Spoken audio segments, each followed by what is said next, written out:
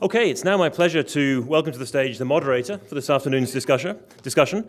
Frances Bula is a journalist specializing in urban issues and city politics in the Vancouver region, which she's covered for the last 2 decades. She's covered a broad range of issues in this city, from drug policy, bike lanes, billion-dollar development projects, to homelessness and garbage debates and more. So I suspect we're going to have a very wide-ranging conversation. Please welcome Frances to the stage.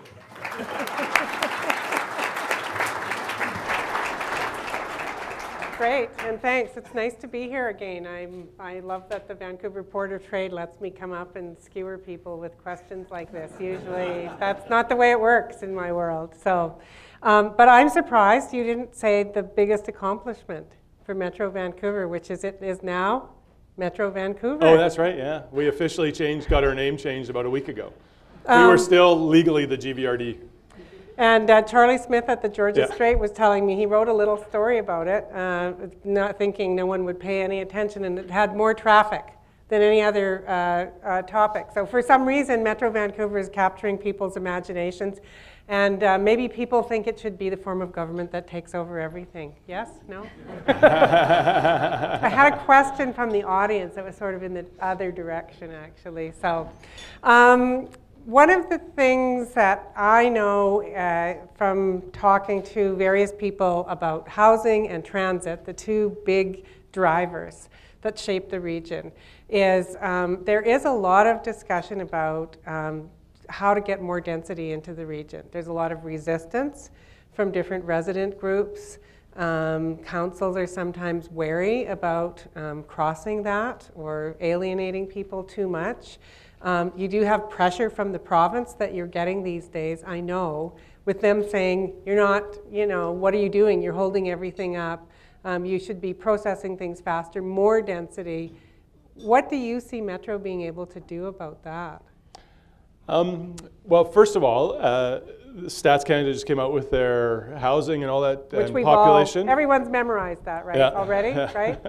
But it did indicate that Vancouver, North Van City, New Westminster are in the top 6 most densely populated cities in the country. In fact, Vancouver's #1 by a long shot. So it's not like we're not doing density. We're just, there needs to be more. And we appreciate that there needs to be more. I think what Metro Vancouver is doing is partially Metro 2040, which is identifying town centers, urban centers where density should occur. But one of the things that we challenge the provincial government about is this old way of doing public input, right? So you do a rezoning, and what do? You have to go through a public hearing, and you have a public speaking contest with people coming to the podium and saying, I don't like it. How many people have gone to a public hearing to say, you know what, that's a great idea, right? Maybe 1% of the people, and it's set up. The process that is given to us, is legislated on us, is set up to bring out the no side. It's not set up to have a conversation. You can have, and most of the developers here, and I know a few of them, and Quantum in the back, they do those conversations informally before they start the project to make sure it's the right one for the neighborhood. But at the end of the day, you still got to go through public hearing, and the no side will come out for that public speaking and overwhelmingly put one position forward, even though that might not be representative of what the neighborhood's talking about. That's interesting. I actually haven't heard someone say we should change the public hearing process. Really? Yeah. You, Frances Bula, the civic affairs guru? They complain about it endlessly, but there's sort of the sense that it was handed down with the 10 Commandments and that you can't change it. It is. It's 11. Yeah. So it was on the back of the tablet. Was that seriously?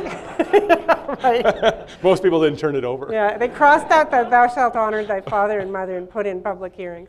But has someone brought that up with the provincial government? Yeah. I actually haven't heard that. Yeah. Because what I hear from the ministries that I talk to is more just, you guys are dithering. Why is it taking so long, and stop being so wimpy? And I've actually heard a suggestion that maybe they should look at what California's Jerry Brown has done, which he's sort of floated this idea that maybe the state would be in charge of rezoning around transit lines, and they would just designate what the density will be around there. So that's the kind of thing I'm hearing from the province these days. What do you think of that? Good luck. So you got your local government that is weighing out local issues all of the time. If we have this illusion that if there's a density project that's going to go into a governing MLA's commute riding, and the neighborhood's up in arms about it, you don't think that governing MLA isn't going to go down the hall to Minister X and say, don't approve that because I won't get elected next time. That's absolutely what's going to happen. So let's fix this public hearing, this process that we have to go through to have a better opportunity to have conversations about what's going on in the neighborhoods. And maybe sometimes the density isn't right. You know, maybe the developer is coming in with just too much density for that neighborhood. And it's not in scale, it's not meeting the OCP, that sort of thing. But you know, we also have, you know, one of my colleagues on the Port Coquitlam City Council, we had wasn't big density, but it was a pretty dense townhouse project in a single family neighborhood. It was only needed a rezoning, didn't need an OCP change. And the neighborhood, one person rallied a whole bunch of neighbors to come out, right? You talk to the neighbors, they're like, you know, I don't think it's that bad, but, you know, Joe, my neighbor, is really passionate, so I'm going to support Joe, right? Is really what it boils down to. One of our councillors, after the public hearing, when they were all in the chamber, maybe chastised is a little bit too strong of a word, but really read them the riot act to say, we did OCP work in your neighborhood. We held the OCP meetings at the middle school 100 yards from this project, and none of you showed up. That's when we made the density decision. It's unfair for us not to approve this project when someone's made investments in it because it met the OCP. Now I know it's different in some areas because they're saying they want, you know, densities, you know, whatever FAR, let's say it's 24 stories, and they want to go 48 stories. That's maybe a different conversation because it's outside the OCP. But when it falls within the OCP, you know, I get local politics obviously, but I think we need to have better conversations and the ability to have different type of conversations. Right. Well, that would be a fascinating. I mean, I think everyone would appreciate that because anyone who's gone to a public hearing here knows what a gladiator match it turns into often, and doesn't seem very productive. Well, one of the things we did in downtown Poco, yes, there's a downtown Poco. You all need to get off the low heat highway in the Mary Hill bypass and come visit. No, the new thing now among millennials I know is take the Evergreen line out and go on the brew pub tour. Yeah. In Port Moody. We're very jealous of that. But it's great because it's only like a 20-minute bike ride from my house, which is better after the brew pub tour as well. And you can get there mostly by trails and bike lanes.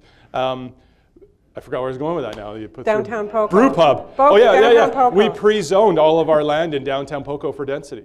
So we haven't had a rezoning project in downtown Poco for as long as I've been mayor. We did it maybe 10 or 12 years ago. Because you're allowed to put in that certain now. Now, if they want to go beyond that, then they have to go through it. But there's pros and cons to that as well. So. Do you think that Metro's doing a good job of meeting those 2040 targets, getting towards density, or is there a real slow up because of resistance in areas? Absolutely, we're doing a phenomenal job. Thank you for asking. Well, you know, we haven't had the opportunity to analyze the numbers that came out 24 hours ago about whether the growth rate, but look at Langley, the fastest growing by percentage municipality in Metro Vancouver at, what was it, 12, 13% or something like that. Surrey is growing phenomenally. You know, we have so much focus around Vancouver, right? Like, media needs to get on the SkyTrain and actually see what's going on in other cities and Richmond and all over the place.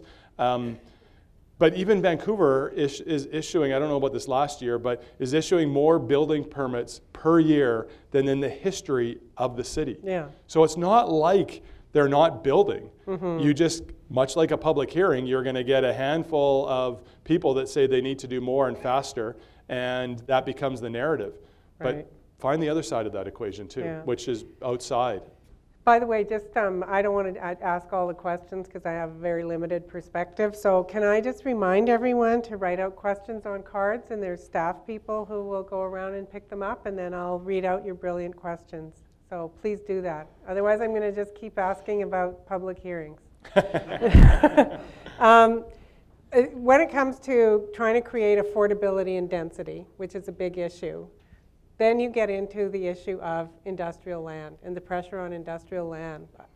How is Metro doing with that? Resisting, efforts to convert that, or? At Metro, the way that Metro 2040 works, if somebody wants to move something, they got to come apply. We haven't had a lot of those applications over the years. But having said that, there has been a lot of erosion of industrial land over the years, including port active industrial land. I always forget the term, but port enabling industrial land and inland sort of industrial land. And so that's a huge topic for us. And so Metro Vancouver is putting, again, one of those regional collaborations. We're going to put a table together that includes obviously the port, but some of the big developers of industrial land, the users, other economists about where industrial land's going, so that we can have that conversation. Because not only, and I think also the definition of industrial land is expanding. It's retracting in some areas, your smokestack type industrial, and it's expanding in your creative industry industrial. And so let's have that conversation about what it really means. Because one of the other challenges with non-traditional, I'll say, industrial uses in industrial land is that also can erode your city centers. So most of us we want offices in our downtowns. It's great for the local businesses, it creates the buzz and all that sort of stuff. But if we're allowing office type uses in industrial land, because it's cheaper per square foot, that's really affecting the planning side of things. So that has to be part of that conversation as well.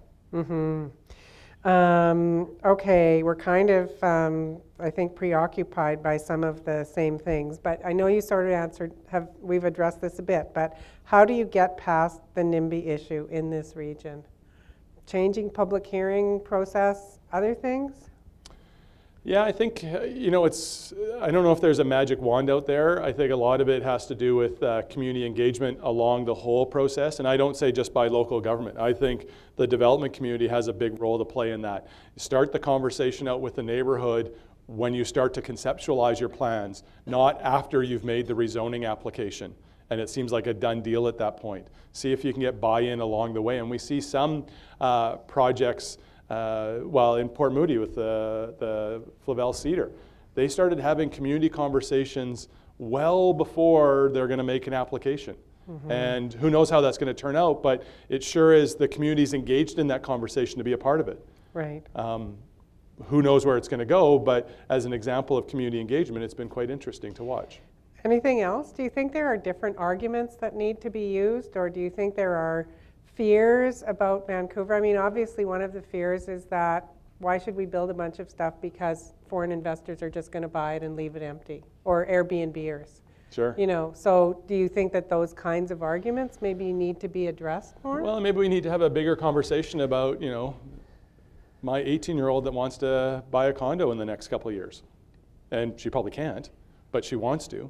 And, this room is full of a lot of people at the same age, so I suspect there's a lot of parents in here with 18-year-olds or 20-somethings that you want out of the house.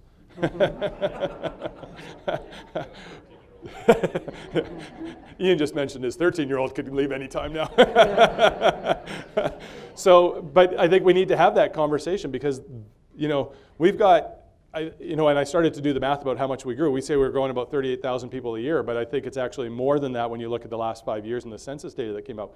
I think it was around 50,000 people a year.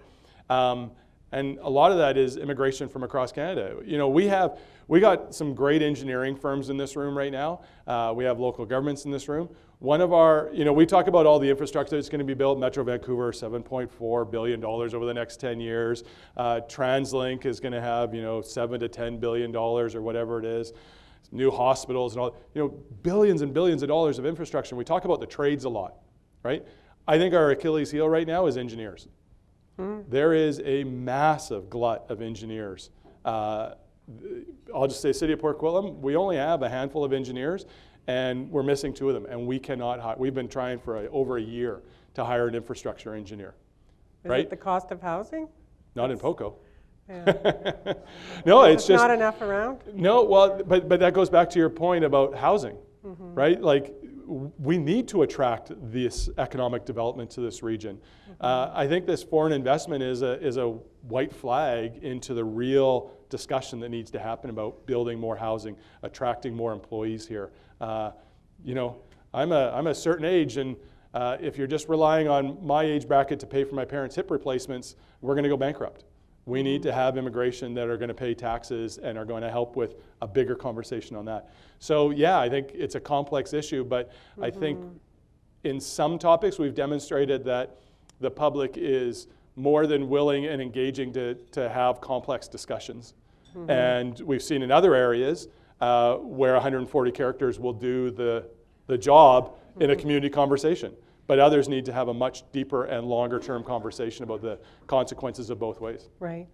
Again, back to industrial, which I know would be a preoccupation of a number of people in here, but the question is, please provide an update on how key agencies such as Metro Vancouver and the Port work together to protect and enhance the industrial land base. And provide examples, if you can, with sub-points. So how do we work together? Well, I talked about the industrial land itself. First of all, I think the relationship between the port and Metro has never been stronger in conversations about industrial land, including, but even around infrastructure and that sort of thing. So I think that is really significant. The engagement that the port had on their land use planning, as much as we maybe had some disagreements here or there along the way, but we had a great conversation about it. And I think vice versa, when we did our Metro 2040, that engagement and that influence the port had about how we deal with industrial lands. Like I said, Metro Vancouver hasn't had an industrial land removal application yet. And that'll be interesting if and when comes, because the port will be a key stakeholder in that discussion. Oh, I didn't realize that. I thought some of the land around Poco in the inlet, or Port Moody in the inlet, was industrial that might be converted. No? Yeah, but we haven't had the application yet. Oh, okay. But it's coming. It's got to go through the city process first. Right. And then, you know, and Flavel Cedar might be one of those first tests in the region. And is there any requirement that that land be replaced somewhere else? Is it sort of like agricultural land reserve? No. No, there's no requirement, but you know, there's some good past practices or past evidence when it's all been, you know, 4 or 5 of the last agricultural land removals. There was a replacement of agricultural land somewhere else. So there's some evidence of what I think the board looks at around net loss. Could happen. Yeah. Another question. So I was madly scrambling to write these numbers that you had up on the screen. Second Narrows Water Supply Tunnel, $390 million. Annacis Island, $430. Lionsgate Water Treatment, $680. Annacis Island Water Treatment, $580. Coquitlam Transfer Station, $45 million, on top of running Metro. And $6 million for magnets. I had that, but I was going to... Okay, $6 million for magnets. It'll take copper out, you'll get $500,000 more per year. Great. But that's a lot of money. Is that going to be a big tax hit in the coming years, like an unusual one? No, you know, Metro Vancouver, first of all, 84% of our budget is based on user fees. So water rates, sewer rates, tipping fees, the housing looks after itself. So the amount of money that Metro looks at for your actual property tax, like you would for your local government property tax or your provincial property tax, the school tax, is a very small percentage. And so, no, it won't hit the property tax. Say that again. How much is covered by user fees? 84. Oh, wow. Yeah. Right, because, and so we, you know, we'll use water on the way in. We clean and deliver all the water in the big pipes, and we put a meter at the municipal boundary, and the municipality, and we charge them for what they use. Now, if the municipality wants to look at that more equitably, sometimes they could put in water meters, and you know, different municipalities are doing different programs of water meters. But all of your big users that are consuming a lot of water are all metered. So all of your industry is all metered. So it really is a user pay system. And same, you know, what goes in comes out. So we do the same thing on the way out. And tipping fees, you know, you create more garbage as a city, you're going to pay more in tipping fees.